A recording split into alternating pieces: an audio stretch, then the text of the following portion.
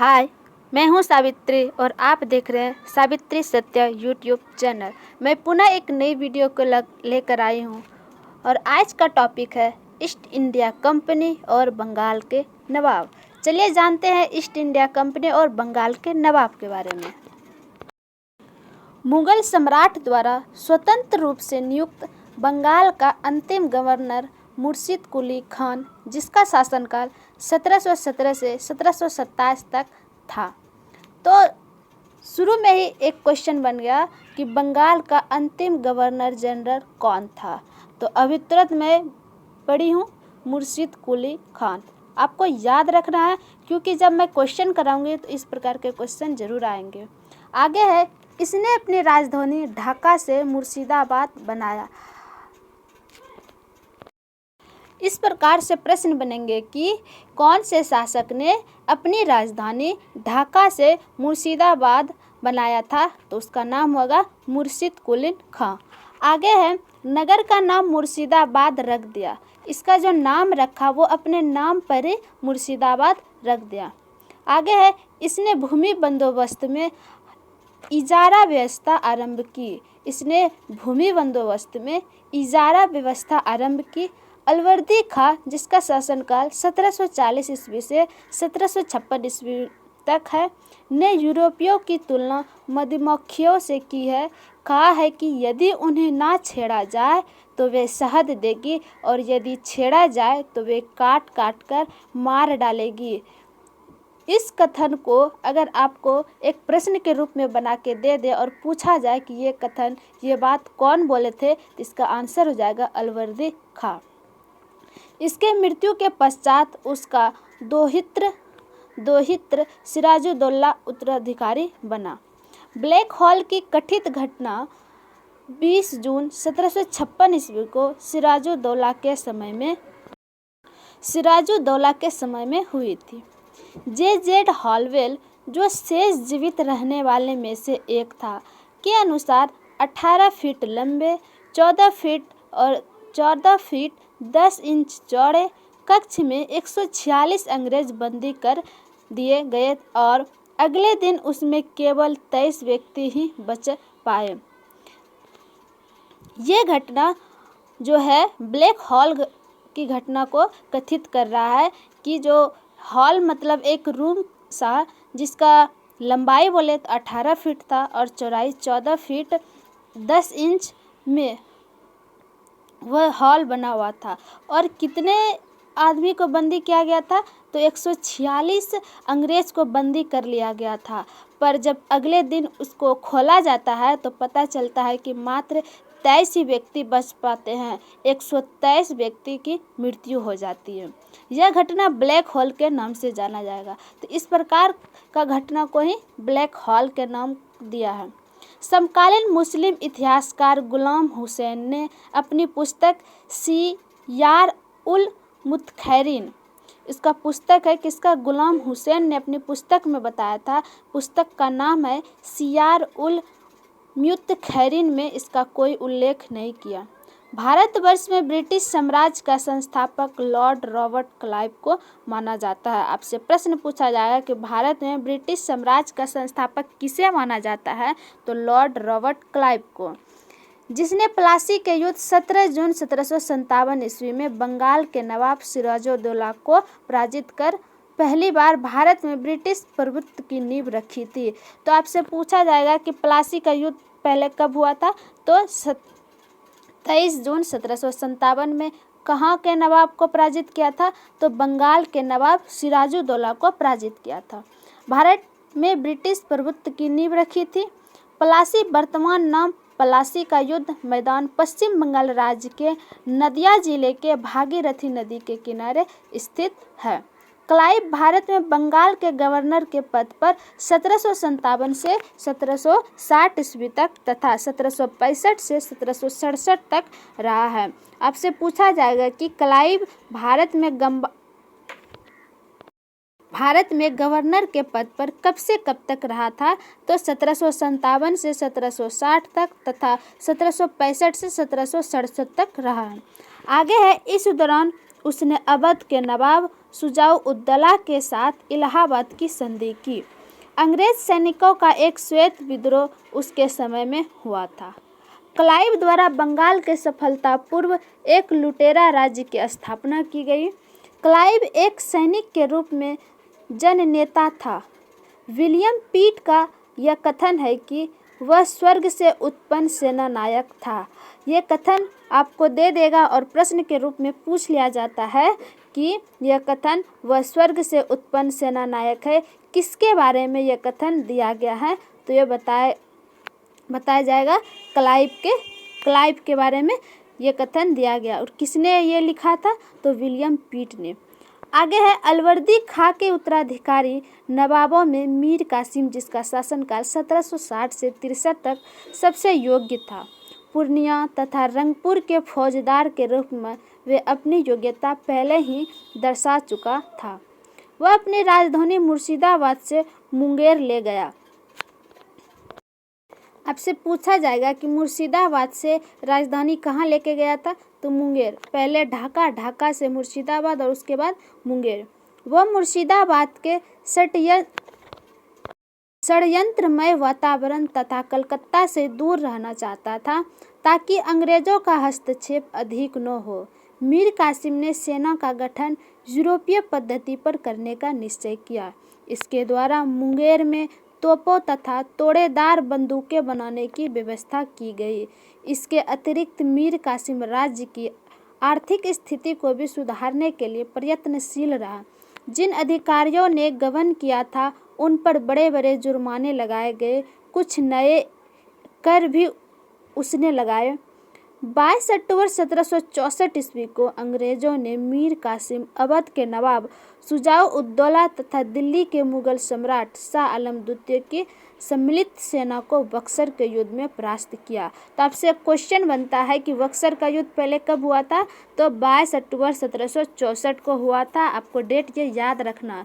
अब पूछा जाएगा किसके किसके बीच हुआ था, तो मीर कासिम, अवध के नवाब शुजा-उद-दौला तथा दिल्ली के मुगल सम्राट शाह आलम द्वितीय की सम्मिलित सेना को बक्सर के युद्ध में परास्त किया था। मतलब किसके साथ हुआ, शुजा-उद-दौला एवं शाह आलम द्वितीय के बीच यह बक्सर का युद्ध हुआ था। इस युद्ध में अंग्रेजों की कमान मेजर हेक्टर मुनरो के हाथ में थी। इस युद्ध के समय वेनिस्टॉर्क बंगाल का गवर्नर था। बक्सर के युद्ध के समय बंगाल का गवर्नर कौन था, वेनिस्टॉर्क था। इस युद्ध के परिणाम ने प्लासी के निर्णयों पर मुहर लगा दी।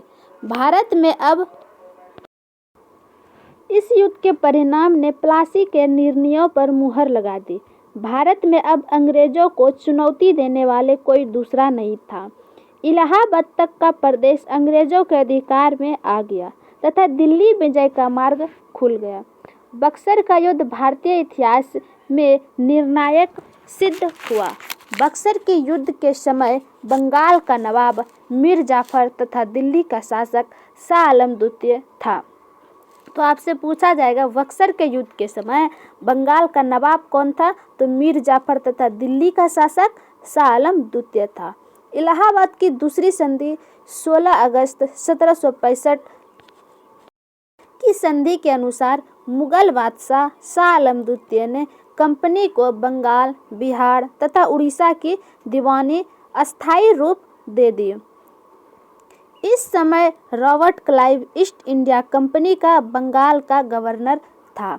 इसी समय बंगाल में द्वैत शासक की शुरुआत हुई। तो आपसे पूछा जाएगा कि बंगाल में द्वैत शासक की शुरुआत किसने की थी, तो रॉबर्ट क्लाइव ने। इस प्रकार के क्वेश्चन अभी प्रश्न जब मैं कराऊंगी तो आएंगे, याद रखना है आप लोग को। आगे है कंपनी ने दीवानी कार्य के लिए 2 उप दीवान, बंगाल के लिए मोहम्मद रजा खान तथा बिहार के लिए राजा सीताब राय की नियुक्ति की। शाह आलम द्वितीय का संपूर्ण जीवन आपदाओं से ग्रस्त तथा उसे अंधा कर दिया गया था। शाह आलम द्वितीय के समय में 1803 ईस्वी में दिल्ली पर अंग्रेजों का अधिकार हो गया। शाह आलम द्वितीय तथा उसके 2 उत्तराधिकारी अकबर द्वितीय 1806 से जिसका 1837 तक शासनकाल रहा, और बहादुर शाह द्वितीय 1837 से 1857 ईस्ट इंडिया कंपनी के पेंशन भोगी मात्र बनकर रहे।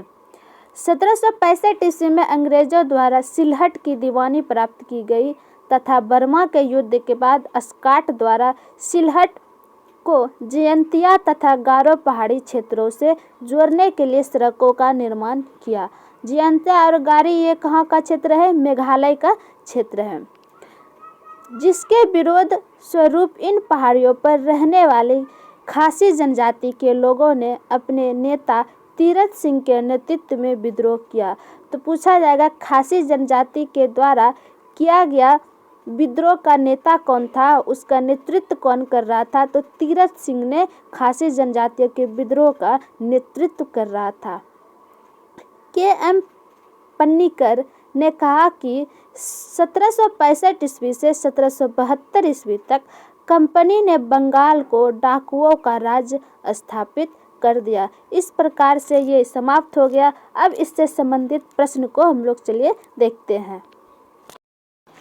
पहला प्रश्न है, निम्नलिखित में से कौन एक मुगल सम्राट द्वारा नियुक्त बंगाल का अंतिम गवर्नर था? तो अभी हम लोग ऊपर में पढ़े थे कि मुगल सम्राट द्वारा नियुक्त बंगाल का अंतिम गवर्नर कौन था? तो मुर्शिद कुली खान था। इसका सही आंसर हो जाएगा ऑप्शन नंबर बी। इसका व्याख्या है, मुगल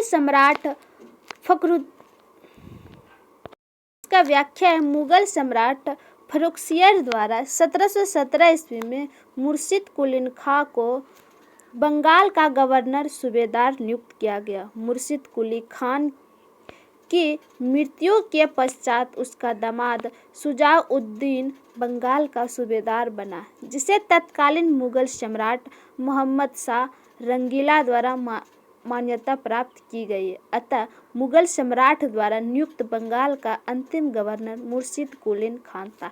इस व्याख्या से एक प्रश्न इस प्रकार से भी बना कि रंगीला बादशाह के नाम से किसे जाना जाता है? तो इसका आंसर सही हो जाएगा, मोहम्मद शाह को रंगीला बादशाह के नाम से जाना जाता है। चलिए अगले प्रश्न की ओर बढ़ते हैं। अगला प्रश्न 2 नंबर है कि मुगल बादशाह द्वारा नियुक्त बंगाल का अंतिम सूबेदार कौन था? तो मुर्शिद कुली खां। इसका सही आंसर हो जाएगा ऑप्शन नंबर ए। आगे है, निम्नलिखित में से कौन सा युद्ध था जिसने भारत में ब्रिटिश प्रभुत्व को प्रारंभ किया? तो ये हो जाएगा प्लासी का युद्ध। प्लासी का युद्ध कब हुआ था? 23 जून 1757 ईस्वी को। इसका सही आंसर हो जाएगा option number B. Option number B इसका सही आंसर हो जाएगा। इसका व्याख्या है, भारत में ब्रिटिश प्रभुत्व का प्रारंभ प्लासी के युद्ध से हुआ।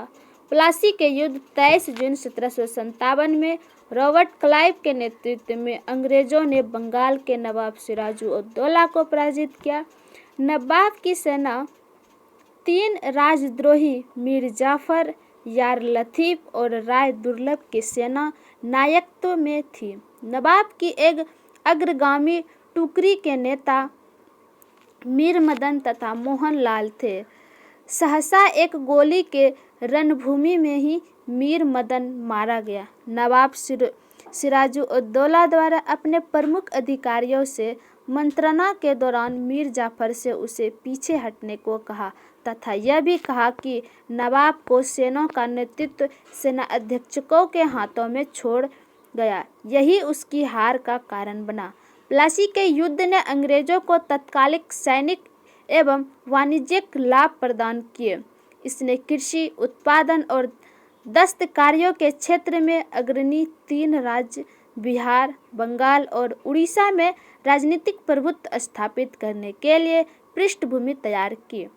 इस युद्ध ने वस्तुतः भारत में ब्रिटिश साम्राज्य की नींव डाली तथा इसे भारत में ब्रिटिश ईस्ट इंडिया कंपनी की पहली निर्णायक सफलता माना जाता है, जबकि सर्वाधिक निर्णायक युद्ध बक्सर का युद्ध 1764 ईस्वी का था, जिसने भारत में वास्तविक रूप से ब्रिटिश प्रभुत्व सत्ता स्थापित की।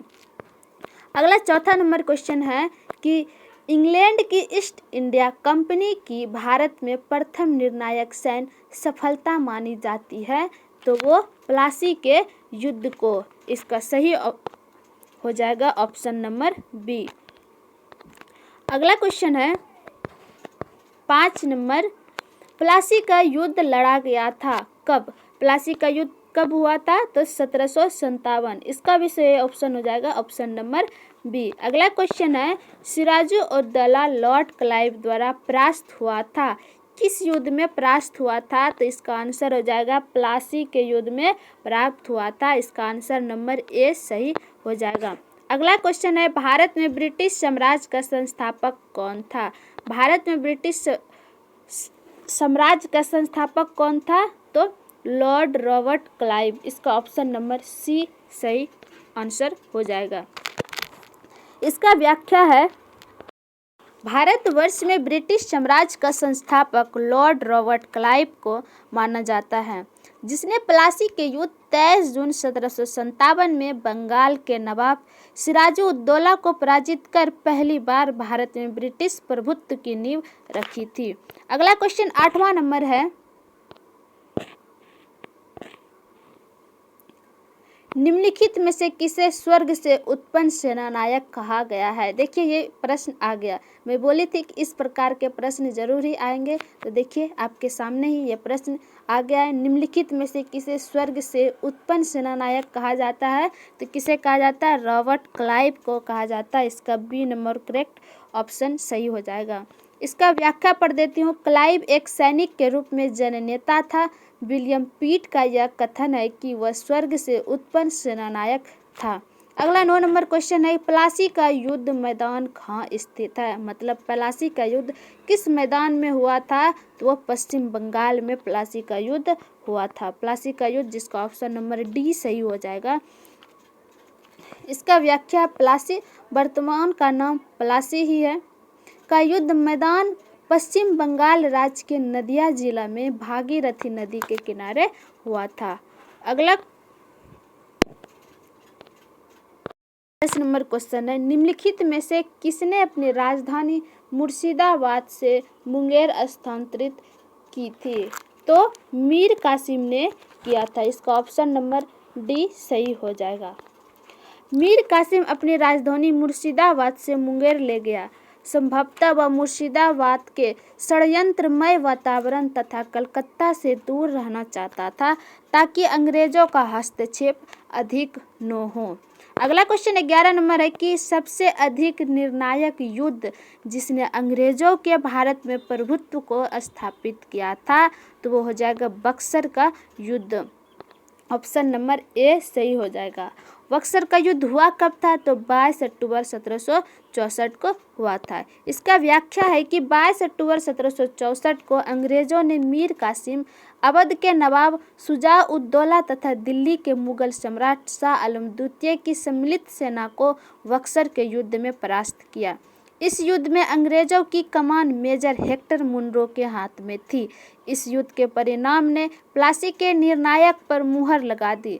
भारत में अब अंग्रेजों को चुनौती देने वाले कोई दूसरा नहीं था। इलाहाबाद तक का प्रदेश अंग्रेजों के अधिकार में आ गया तथा दिल्ली विजय का मार्ग खुल गया। बक्सर का युद्ध भारतीय इतिहास में निर्णायक सिद्ध हुआ। P.E. रॉबर्ट्स ने बक्सर के युद्ध के बारे में कहा है कि प्लासी के अपेक्षा बक्सर को भारत में अंग्रेजी प्रभुत्व की जन्मभूमि मानना कहीं अधिक उपयुक्त है। यदि बक्सर के युद्ध के परिणाम को देखा जाए तो कहा जा सकता है कि जहां प्लासी की विजय अंग्रेजों की कूटनीति का परिणाम थी, वहीं बक्सर की विजय को इतिहासकारों ने पूर्णतः सैनिक विजय बताया। प्लासी के युद्ध ने अंग्रेजों की प्रभुता बंगाल में स्थापित की, परंतु बक्सर के युद्ध ने कंपनी को एक अखिल भारतीय शक्ति का रूप दिया। अगला 12 नंबर क्वेश्चन है कि अंग्रेजी ईस्ट इंडिया कंपनी द्वारा लड़े गए निम्नलिखित युद्धों में से कौन सा सर्वाधिक निर्णायक था? तो इसका सही आंसर हो जाएगा ए, बक्सर की लड़ाई। Option number A. अगला क्वेश्चन है 13 नंबर, निम्नलिखित में से कौन सा युद्ध भारत में अंग्रेजों के आधिपत्य की स्थापना की दृष्टि से सबसे महत्वपूर्ण समझा जाता है? तो फिर क्या हो जाएगा? कौन सा युद्ध? बक्सर का युद्ध। ऑप्शन नंबर ए सही हो जाएगा। अगला क्वेश्चन है 14 नंबर, बक्सर के युद्ध के समय दिल्ली का शासक कौन था? तो दिल्ली का शासक कौन था? शाह आलम द्वितीय। ऑप्शन नंबर डी इसका सही हो जाएगा। अगला 15 नंबर क्वेश्चन है, बक्सर की लड़ाई के समय बंगाल का नवाब कौन था? तो हो जाएगा बंगाल का नवाब कौन था? मीर जाफर था। ऑप्शन नंबर बी सही हो जाएगा। अगला 16 नंबर क्वेश्चन है, निम्नलिखित में से जिस एक शासक ने ईस्ट इंडिया कंपनी को दीवानी प्रदान की थी वह था? तो शाह आलम द्वितीय था। इसका ऑप्शन नंबर सी सही हो जाएगा। इसका व्याख्या है, इलाहाबाद की दूसरी संधि 16 अगस्त 1765 ईस्वी के अनुसार शाह आलम को अंग्रेजी संरक्षण में ले लिया गया तथा उसे इलाहाबाद में रखा गया। इलाहाबाद तथा करा के जो क्षेत्र नवाब ने छोड़ दिए थे, शाह आलम को मिले 12 अगस्त 1765 ईस्वी के अपने फरमान द्वारा मुगल बादशाह शाह आलम द्वितीय ने कंपनी को बंगाल, बिहार तथा उड़ीसा की दीवानी अस्थायी रूप से दे दी। इस समय Robert Clive east India company का बंगाल का गवर्नर था। शाह आलम द्वितीय का संपूर्ण जीवन आपदाओं से ग्रस्त रहा। उसे 1788 ईस्वी में अंधा कर दिया गया। शाह आलम द्वितीय के समय में 1803 ईस्वी में दिल्ली पर अंग्रेजों का अधिकार हो गया। शाह आलम द्वितीय तथा उसके दो उत्तराधिकारी अकबर द्वितीय, जिसका शासनकाल 1806 से 1837 तक था, और बहादुर शाह द्वितीय 1837 से 1857 तक इसका शासनकाल था, ईस्ट इंडिया कंपनी के पेंशन भोगी मात्र बनकर रहे। क्वेश्चन 17 नंबर है कि 1765 में ईस्ट इंडिया कंपनी को बंगाल की दीवानी किसने प्रदान की? इसका सही नंबर ऑप्शन हो जाएगा बी, मुगल सम्राट ने। इसका आंसर हो जाएगा बी, मुगल सम्राट ने। अगला क्वेश्चन है कि किस गवर्नर के कार्यकाल में ईस्ट इंडिया कंपनी को सहसा शाह आलम द्वारा बंगाल, बिहार तथा उड़ीसा के दीवानी अधिकार दिए गए? तो इसका सही आंसर हो जाएगा option number A, Lord Clive. अगला 19 नंबर क्वेश्चन है कि सम्राट शाह आलम द्वितीय ने ईस्ट इंडिया कंपनी को बंगाल, बिहार तथा उड़ीसा की दीवानी प्रदान की, मतलब इसमें ईस्वी बताना है, तो 12 अगस्त 1765 ईस्वी में। इसका आंसर नंबर ए सही हो जाएगा, 12 अगस्त 1765 में। अगला क्वेश्चन है 20 नंबर, इलाहाबाद की संधि के बाद रॉबर्ट क्लाइव ने मुर्शिदाबाद का उप दीवान किसे बनाया था? तो इसका आंसर हो जाएगा ऑप्शन नंबर ए, किसको बनाया था? मोहम्मद रजा खान को। मोहम्मद रजा खान को, ऑप्शन नंबर ए सही हो जाएगा। इसका व्याख्या है, इलाहाबाद की दूसरी संधि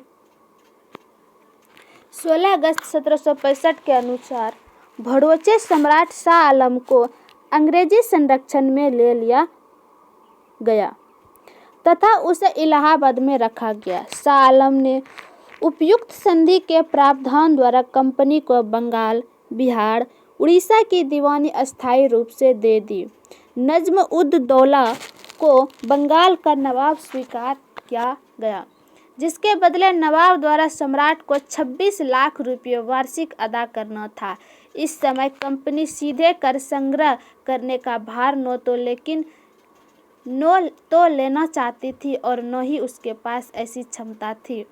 कंपनी ने दीवानी कार्य के लिए 2 उप दीवान, बंगाल के लिए मोहम्मद रजा खान तथा बिहार के लिए राजा सिताब राय की नियुक्ति की।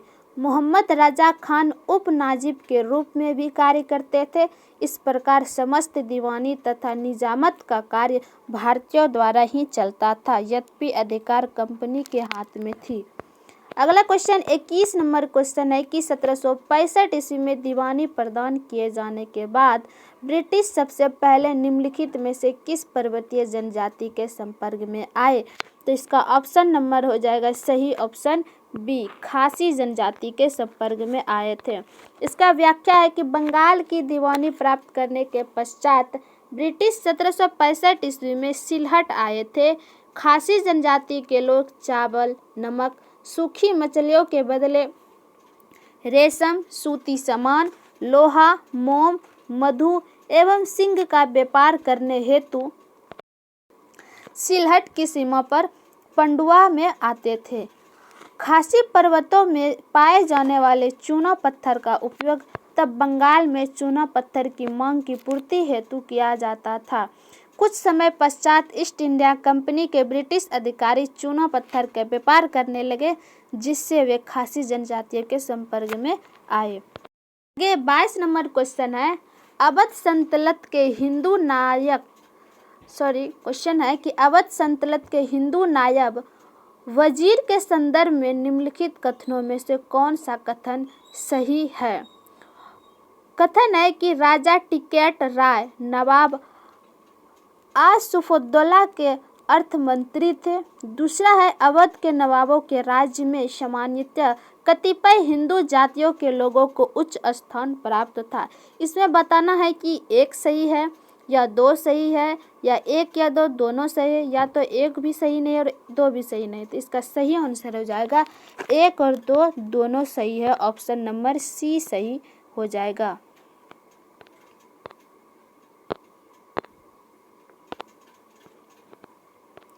व्याख्या है, राजा टिकैत राय नवाब आसिफउद्दौला के दीवान तथा अर्थ मंत्री थे, अतः कथन ए सही है। अवध के नवाबों के राज्य में हिंदू अधिकारियों को भी उच्च पदों पर नियुक्त की गई। उदाहरणतः आसिफउद्दौला के दीवान राजा टिकैत राय व राजा झाऊलाल एवं नवाब सफदरजंग के प्रधानमंत्री व सेना नायक राजा नवल राय आदि इन्हीं जातियों के प्रतिनिधि थे, अतः कथन दो भी सही है। अगला क्वेश्चन 23 नंबर है, 18वें शतक में भारत में लड़े गए युद्धों का निम्नलिखित में से सही कालानुक्रम कौन सा है। मतलब कौन कौन सा युद्ध कब कब हुआ है। तो इसका सही आंसर हो जाएगा ऑप्शन नंबर बी।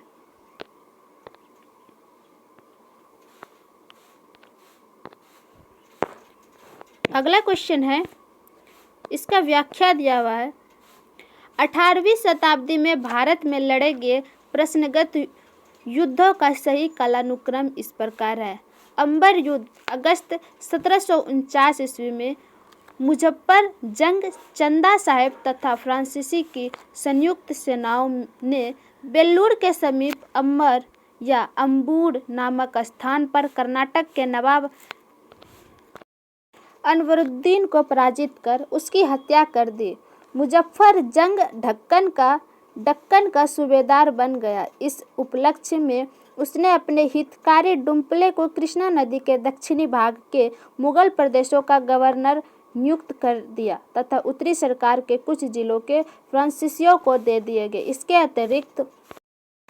अतिरिक्त मुजफ्फर जंग की प्रार्थना पर एक फ्रेंच सेना की टुकड़ी वुस्सी के नेतृत्व में हैदराबाद में तैनात कर दी गई। अगला है प्लासी युद्ध जून 1757 में अंग्रेजों तथा बंगाल के नवाब सिराजुद्दौला। प्लासी का युद्ध जून 1757 अंग्रेज तथा बंगालों के नवाब सिराजुद्दौला के मध्य युद्ध के परिणाम स्वरूप अंग्रेजों को पूरे बंगाल पर नियंत्रण हो गया। क्लाइव ने मीर जाफर को बंगाल का नवाब बनाया।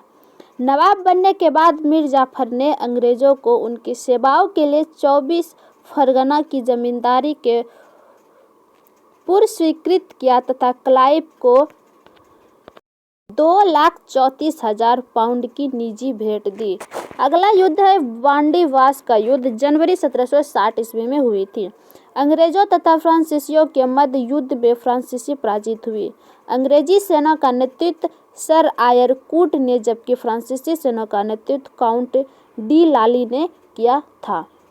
बक्सर युद्ध अक्टूबर 1764 मीर कासिम अवध के नवाब शुजाउद्दौला एवं मुगल सम्राट शाह आलम द्वितीय के संयुक्त सेना तथा अंग्रेजों के मध्य युद्ध में अंग्रेज विजयी रहे। इस युद्ध में अंग्रेजी सेना का नेतृत्व हेक्टर मुनरो ने किया था।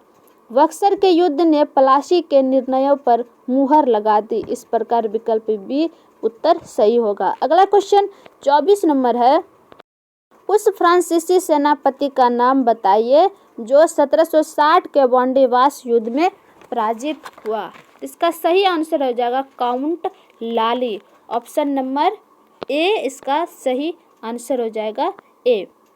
अगला क्वेश्चन है 25 नंबर, वांडीवास के युद्ध 1760 ईस्वी में हुआ था, किसके किसके बीच? तो ब्रिटिश ने फ्रेंच को हराया था। ऑप्शन नंबर सी इसका करेक्ट आंसर हो जाएगा। अगला क्वेश्चन है 26 नंबर, 1760 का प्रसिद्ध वांडीवास का युद्ध अंग्रेजों द्वारा किसके खिलाफ लड़ा गया था?